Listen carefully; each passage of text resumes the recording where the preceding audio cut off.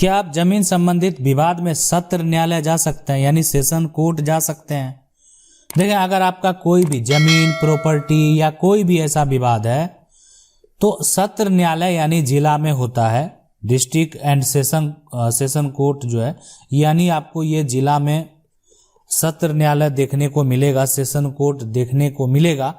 तो क्या अगर आपका कोई भी जमीन से संबंधित विवाद है तो आप यहाँ पे जाके केस फाइल कर सकते हैं। तो उसके बारे में आपको डिटेल से बताएंगे कि कैसे करेंगे, क्या इसके नियम है। अभी यहाँ पे है दूसरा जो सवाल डिस्कस करेंगे कि याचिका दायर करते समय किन किन बातों का ध्यान रखना चाहिए। देखें, सत्र न्यायालय जो होता है जिला में, अगर देखें कि जिला में अगर आप जाएंगे तो वहां पे लिखा हुआ रहता है जिला और सत्र न्यायालय।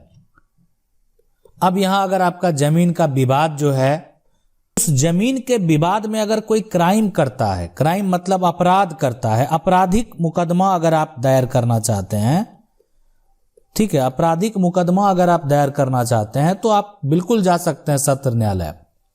कहने का मतलब क्या हुआ कि अगर आपका जमीन में हो सकता है कि दो भाई का विवाद हो, या एक तरह से पड़ोसी का विवाद हो, या अन्य किसी का विवाद हो, आप जो एक तरह से जिला है, जो सेशन कोर्ट है, वहां ऐसा नहीं कि केस फाइल नहीं कर सकते, बिल्कुल कर सकते हैं।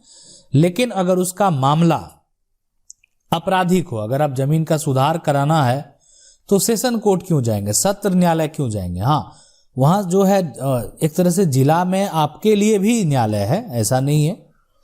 तो आप वहां जाएंगे जहां आपका जमीन संबंधी जो दीवानी संबंधित मामला है वहां लेके जाएंगे। कोई भी सुधार है या आपको टाइटल सूट करना है, मतलब कोई भी वहां पे क्रिमिनल टाइप का तो मामला है, करना चाहते हैं कि आपका उस पे मालिकाना हक है, कोई उस पे और मालिक बन के बैठा हुआ है, तो उस केस में जो है आपको यहाँ पे उस पे अपराध टाइप का कोई अपराध तो किया नहीं है।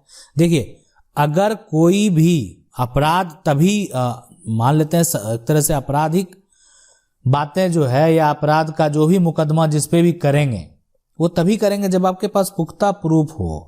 और ऐसा नहीं कि जांच में ये पता चलता है कि ये एक तरह से गलत तरीके से हुआ, ये अपराध हुआ ही नहीं है, तो उस केस में अगर आप जाएंगे तो फिर दिक्कत हो सकता है। ऐसे किसी पे आप जो है आपराधिक मुकदमा नहीं कर सकते हैं। आपके पास अगर प्रूफ है, प्रमाण है, अगर आपके साथ ऐसा हुआ है, आपने FIR भी दर्ज कराया है, भले उस FIR का कुछ भी नहीं हुआ हो लेकिन आपने दर्ज करवाया है, ठीक है। अब यहाँ पे अगर देखा जाए, इसको अगर समझें तो अभी डिपेंड करता है कि अगर किसी भी प्रकार का अपराध हुआ। अब अपराध सभी प्रकार के होते हैं, बहुत यहाँ पे जो है एक तरह से बहुत बड़ा अपराध कर दिया या कोई छोटा अपराध है, तो अपराध अगर किया है तो उस केस में आप जा सकते हैं, ठीक है। अब यहाँ पे छोटा अपराध मतलब नॉर्मल है कि नॉर्मल अगर एक तरह से आपस में हाथापाई हुआ तो ये सब कोई अपराध यहाँ पे नहीं होता। ये आप मामला जो है के लिए आप चाहें, देखिए, अब मुकदमा आप दायर कर सकते हैं, उसके लिए आप स्वतंत्र हैं। लेकिन अगर आपके पास, जैसे मान लेते हैं किसी का कोई सर फोड़ दिया, ठीक है, तो आप मजिस्ट्रेट के पास जाते हैं, आप वहां पे केस फाइल करते हैं दोनों, यानी आपका अगर सर फोड़ दिया है, प्रशासन के द्वारा भी एक्शन लिया जाता है।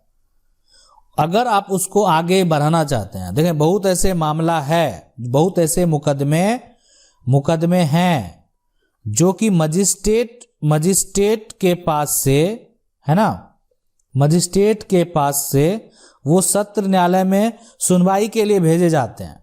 माना वो डिपेंड करता है अगर कोई विशेष बड़ा मामला है तो उसके तहत वहां पे ये जो है मजिस्ट्रेट से वो सत्र न्यायालय को भेजे जाते हैं उसको सुनवाई करने के लिए, ठीक है, वहां पे प्रस्तुत किए जाते हैं उस तरह के मामले को।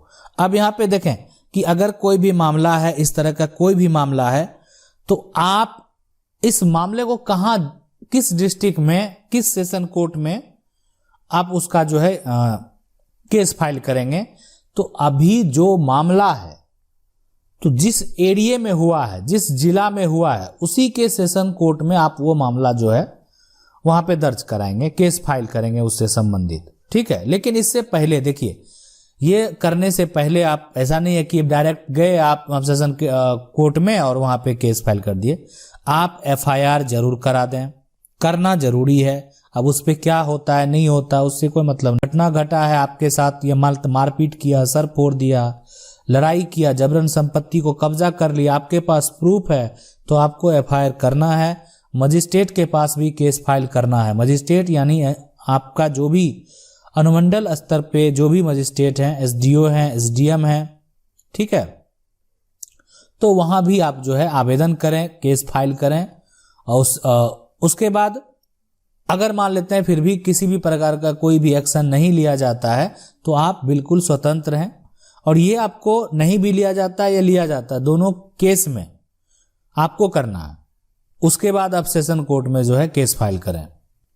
इसलिए इस बात का ध्यान रखें कि अपनी जो भी आपकी याचिका है उसमें यह जरूर स्पष्ट करें कि किस आधार पे आपका जो एक तरह से आधार है वह मामला जो है दर्ज किया गया, यानी दाखिल किया गया।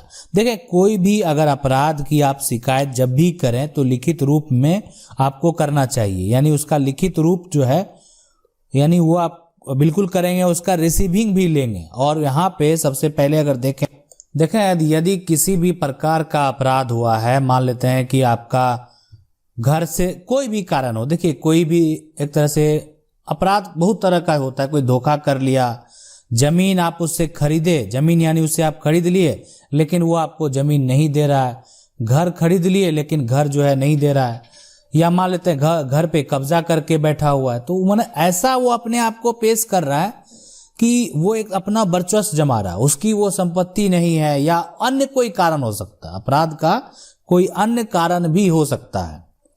तो उस केस में आप उसके खिलाफ कार्रवाई अगर करेंगे, मान लेते हैं कि आप क्या कर सकते हैं, आप सिविल न्यायालय जाते हैं। किस लिए जाते हैं? अपनी संपत्ति को सुधारने के लिए जाते हैं, अपना मालिकाना हक का दावा करने के लिए जाते हैं। आपका संपत्ति बहुत लंबे समय से किसी के द्वारा कब्जा है तो आप जो है उसके खिलाफ वहां पे अपना टाइटल सूट करते हैं कि वो मालिकाना हक आपका है, संपत्ति को कोई और कब्जा कर लिया है। बहुत तरह की बात है, या परिवार का विवाद है।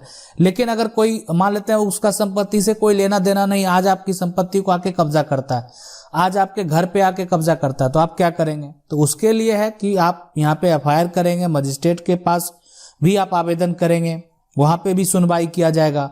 उसके ऊपर अगर आप सेशन कोर्ट जाना चाहते हैं, उसके ऊपर केस फाइल करना चाहते हैं तो आपका बिल्कुल कानूनी अधिकार है। लेकिन आप समझ लें सबसे पहले कि जो भी दंड न्यायालय है उसके अनुसार अगर अपराध जो किया है व्यक्ति, अगर उसका आप कार्यवाही शुरू करने में, मतलब अपना जो आप कंप्लेन है को कार्रवाई को शुरू करने में अगर देरी करते हैं ना तो फिर दिक्कत हो सकता है। तो इसलिए देरी नहीं करना है। इसमें अगर देखें, इसको अगर आप डिटेल से जाने तो सीआरपीसी की धारा है ना 468 और 471, जिसमें इसका पूरा वर्णन किया गया है। तो देरी भी नहीं करना है, आपको अपने समय सीमा के अंदर जो है यानी उस अपराध पे जो है प्रक्रिया को आगे बढ़ाना है ताकि उसको सजा मिल सके। ऐसी परिस्थिति में देखिए अपराधी के विरुद्ध ना तो मुकदमा चलाया जा सकता है और ना ही मामले को जारी रखा जा सकता है।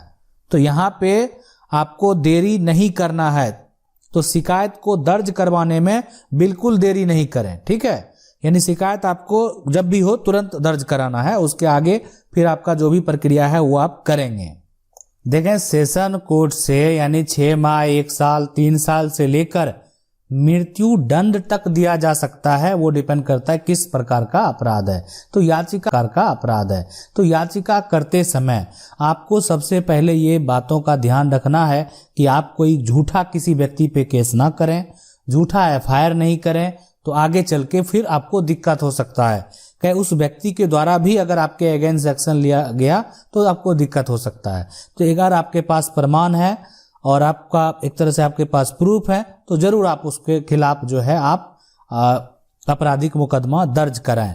देखिए, शिकायत करते समय जब भी आप शिकायत करेंगे ना तो आपको कोर्ट फी भी देना होगा, और कोर्ट फी जो है यानी अगर बात करें तो उसको एक स्टाम्प पे आपको देना पड़ता है जो भी कोर्ट का फीस होता है, और यानी वो आपको जैसे 125 रुपया का जो है यानी कोर्ट फी का जो वो स्टाम्प है वो आपको चिपकाना होगा, ठीक है। वो आपको जो है अब वो कोर्ट के द्वारा जो है तय किया जाता है, मतलब वो तो वहां पे जाएंगे तो आपको पता चल जाएगा।